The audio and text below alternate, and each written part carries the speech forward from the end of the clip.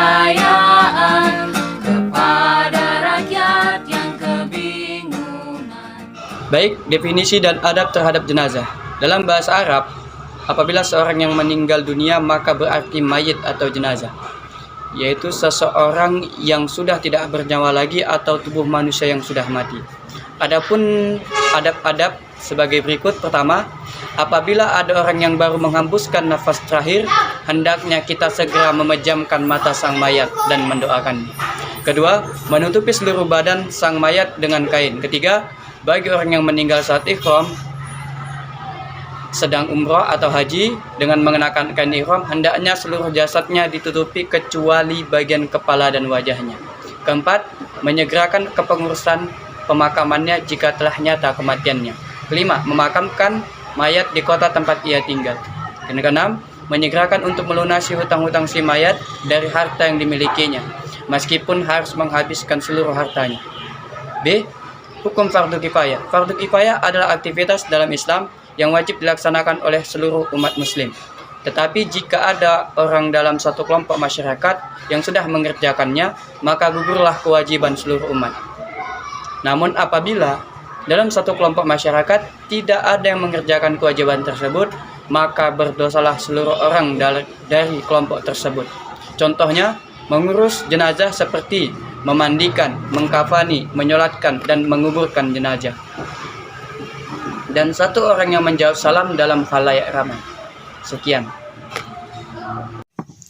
Kita masuki pada bagian C, yaitu menyelenggarakan fardu kifayah terhadap jenazah. Apabila ada seorang kaum muslimin yang meninggal dunia, maka ada dua kewajiban yang harus dilaksanakan. Yang pertama, kewajiban terhadap jenazah, dan yang kedua adalah kewajiban terhadap harta waris. Seorang muslimin yang meninggal dunia, maka terdapat 4 kewajiban yang harus dilaksanakan pada jenazah. Yang pertama adalah memandikannya. Yang kedua adalah mengkafaninya. Yang ketiga adalah menyolatkannya, serta yang keempat adalah menguburkannya. Kita lanjutkan D, yaitu memandikan jenazah. Untuk memandikan jenazah, maka carilah tempat yang terhindar dari sengatan matahari langsung, dari hujan, serta dari pandangan orang banyak, dan tempatkanlah ia pada tempat yang lebih tinggi. Yang kedua, sebelum mandikan, berilah kain panjang agar aurat jenazah tersebut tetap tertutup, terlindungi. Dan gunakanlah sarung tangan untuk yang mandikannya. Kemudian yang ketiga, siapkanlah atau gunakanlah air bersih yang dingin, kecuali ada sebab-sebab atau dalam keadaan tertentu. Kemudian itu, setelah ketiga tadi telah disiapkan, maka hal yang pertama yang dilakukan dalam memandikan jenazah adalah dengan membersihkan seluruh kotoran-kotoran atau najis-najis yang terdapat pada seluruh anggota tubuhnya. Kemudian setelah itu, jenazah agak didudukkan agar kotoran yang di dalam perutnya itu bisa diurut dan dikeluarkan apabila ada. Setelah itu, kotoran-kotoran yang terdapat di dalam kuku-kukunya, mulut, serta gigi sebaiknya juga dibersihkan. Lalu, apabila sudah dibersihkan semuanya, siramlah air ke seluruh tubuh, dimulai dari kepala hingga ujung kaki. Tetapi dalam menyiramkan itu sebaiknya dahulukan pada anggota-anggota wudhu. Disunahkan 3 kali dengan urutan. Disunahkannya 3 kali. Setelah seluruh tubuh disiram basah, segeralah memakai sabun sampai bersih benar. Sampai benar-benar bersih gitu maksudnya. Sesudah itu, wudukanlah yang sempurna, dan yang terakhir itu siram dengan air yang dicampur dengan air kapur, dengan yang dicampur dengan kapur barus atau lainnya yang berbau wangi. Dan biasanya di daerah kita menggunakan jeruk purut. Kemudian selesai. Lanjut untuk mengkafaninya. Dan dilanjutkan oleh teman kita yang lain. Terima kasih. Baik, saya akan melanjutkan penjelasan dari rekan saya, yaitu yang mengkafani jenazah. Nah, fardu kifayah yang kedua adalah mengkafani jenazah. Kemudian, kain kafan ini harus diambil dari harta yang halal. Nah, kain kafan diambil dari harta benda yang ditinggalkan oleh si mayit. Tapi jika si mayit tidak meninggalkan sesuatu harta pun, maka kain kafan diambil dari orang yang membiayai mayit ketika ia masih hidup. Namun apabila juga tidak ada, maka wajib bagi kaum muslimin dan orang-orang di sekitar mayit mencukupi kain kafan bagi si mayit. Nah, yang kemudian menyolatkan jenazah. Sholat jenazah hukumnya fardu kifayah berdasarkan perintah Rasulullah dan sunnah-sunnahnya. Syaratnya sebagaimana yang diwajibkan sholat fardu. Misalnya, harus suci dari hadas besar dan suci, menghadap kiblat dan menutup aurat. Abdullah ibnu Umar radhiyallahu anhu pernah berkata, "Janganlah seseorang menyolati jenazah dalam keadaan yang tidak suci." Kemudian syarat-syarat untuk sholat jenazah. Yang pertama, syarat sholat pada umumnya berlaku juga untuk sholat jenazah. Yang kedua, keutamaan sholat jenazah diwajibkan sesudah mayit dimandikan dan dikafani. Yang ketiga, mayat yang disolati haruslah berada di depan jemaah yang menyolati. Yang keempat, mayat yang wajib disolati haruslah muslim dan bukan orang yang mati syahid. Kemudian terdapat juga rukun sholat jenazah. Nah, rukun sholat jenazah ini yang pertama yaitu niat, yang kedua takbir 4 kali termasuk takbiratul ihram, yang ketiga sesudah takbiratul ihram membaca surat Al-Fatihah, yang keempat sesudah takbir kedua membaca sholawat Nabi seperti bacaan sholawat di dalam duduk akhir sholat fardu, yang kelima sesudah takbir ketiga kemudian mendoakan si mayit, yang keenam berdiri bagi yang mampu, dan yang ketujuh memberi salam. Selanjutnya akan dilanjutkan oleh rekan saya. Baiklah, saya akan melanjutkan materi berikutnya, yaitu G. Menguburkan jenazah. Fardu kifayah selanjutnya yaitu menguburkan jenazah. Setelah jenazah dikafani dan disolatkan, sebaiknya mayat dibawa ke kubur untuk dimakamkan. Dalam menguburkan jenazah ada beberapa tata cara yang perlu diperhatikan. 1. Dibuatkan liang lahat yang cukup dalam, panjangnya sepanjang badan mayat, dalamnya setinggi orang berdiri ditambah setengah lengan, lebarnya kurang lebih 1 meter. Di dasar lubang dibuat miring lebih dalam ke kanan, ke arah kiblat, maksudnya agar tidak dapat dibongkar binatang buas dan tidak bau ketika mayat itu membusuk.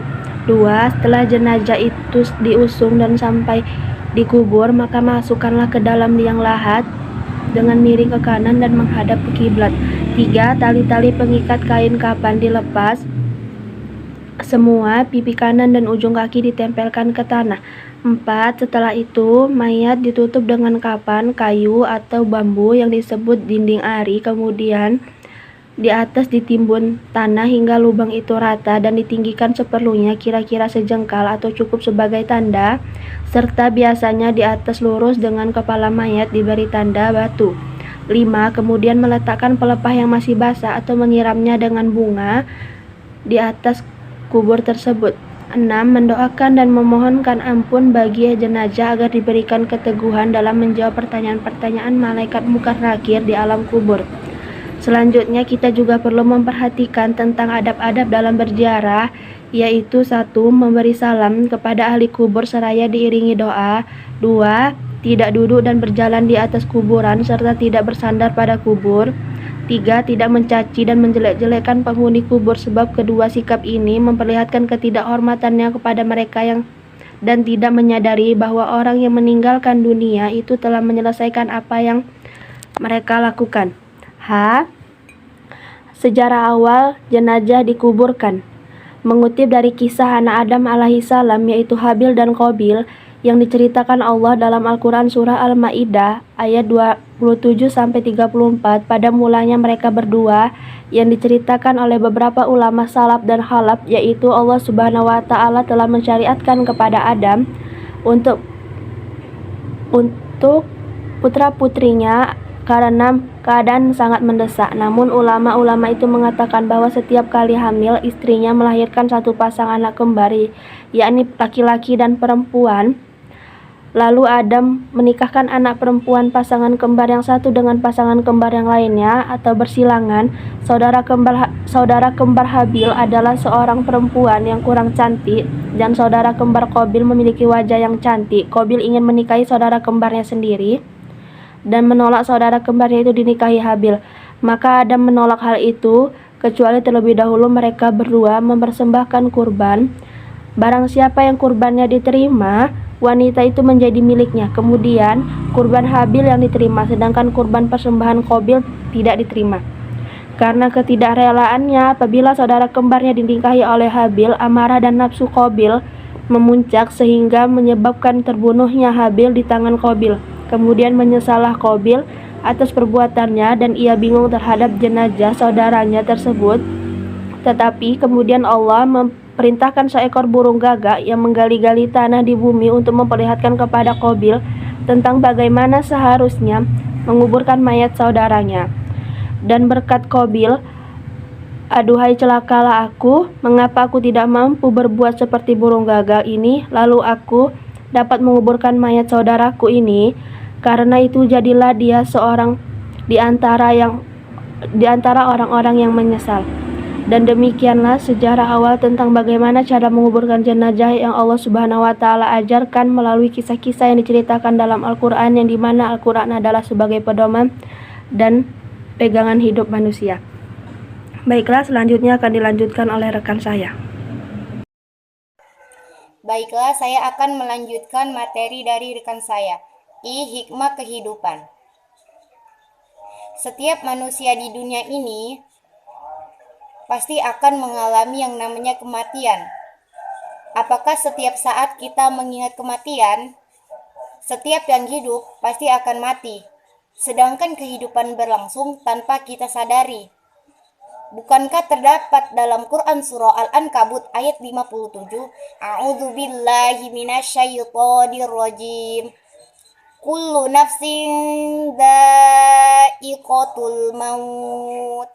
Tsumma ilaina turja'un, yang artinya setiap yang bernyawa akan merasakan mati, kemudian hanya kepada kami kamu dikembalikan. Seorang hamba Allah harus ingat bahwa ia sedang berjalan menuju kematian, entah itu datang pada pagi hari, siang hari, ataupun sore hari. Pada dasarnya kita sebagai manusia harus banyak-banyak bersyukur dengan apa yang sudah Allah beri sampai detik ini, termasuk nikmat kesehatan, nikmat iman, dan nikmat lainnya. Maka dari itu, kita harus siap siaga, selalu memperbaiki diri kita, memperbaharui taubat kita, sehingga ketika Allah panggil kita nanti, kita dalam memujinya, dalam berzikir, dan dalam keadaan husnul khotimah. Kemudian Allah juga berfirman dalam Quran surah Al-Jumu'ah ayat 8 yang artinya, sesungguhnya kematian yang kamu lari daripadanya, maka sesungguhnya kematian itu akan menemui kamu. Kemudian kamu akan dikembalikan kepada Allah yang mengetahui yang gaib dan yang nyata. Lalu Dia berikan kepadamu apa yang telah kamu kerjakan. Sudah sangat jelas dalam kandungan ayat-ayat tersebut bahwa kita tidak bisa lari dari yang namanya kematian. Dan yang kita perbuat selama di dunia ini pasti akan dipertanggungjawabkan di akhirat kelak. Maka dari itu banyak-banyaklah mencari amal semata-mata niat karena Allah Ta'ala. Itulah hikmat kehidupan yang bisa kita ambil. Semoga bermanfaat. Nah, jadi kesimpulannya, fardu kifayah adalah aktivitas dalam Islam yang wajib dilaksanakan oleh seluruh umat muslim. Tetapi jika ada orang di dalam satu kelompok masyarakat yang sudah mengerjakan, maka gugurlah kewajiban seluruh umat. Namun apabila dalam satu kelompok masyarakat tidak ada yang mengerjakan kewajiban tersebut, maka berdosalah seluruh orang dari kelompok tersebut. Contohnya mengurus jenazah seperti memandikan, mengkafani, menyolatkan, dan menguburkan jenazah, dan satu orang yang menjawab salam dalam halayak ramai. Kewajiban kaum muslimin yang masih hidup terhadap jenazah terdiri dari 4, yaitu memandikan, mengkafani, menyolatkan, dan menguburkan. Terima kasih.